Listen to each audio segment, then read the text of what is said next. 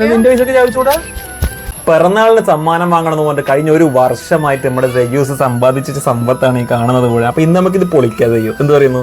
അപ്പൊ ഇന്ന് പൊളിച്ചിട്ട് അതിന് കിട്ടുന്ന പൈസക്ക് നമുക്ക് ചായ കുടിക്കാനും കൂടി പോവാ.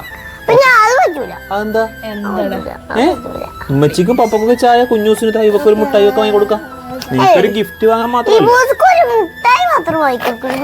അതെന്താ നമ്മുടെ പൈസ നിനക്കൊന്നും, നിന്റെ പൈസ നമുക്കൊന്നും ചായ തരൂല? നിങ്ങളൊന്നും ചായ കുടിക്കണേണല്ലോ.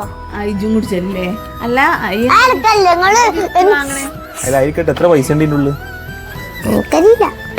എത്ര ഉണ്ടാവും നിന്റെ ഊഹപ്രകാരം? എത്ര ഉണ്ടാവും? എന്റെ ഊഹപ്രകാരം ഒരു 4 സംതിങ്, 4,800-700 ഒക്കെ.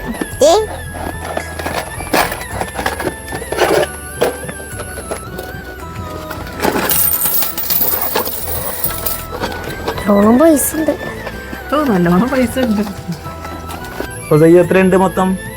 3372. അപ്പൊ നമുക്ക് ചായ കുടിക്കാൻ പോവാം. നിന്റെ പൈസക്ക് നിന്റെ പൈസക്ക് ചായ കുടിച്ചൂടാ?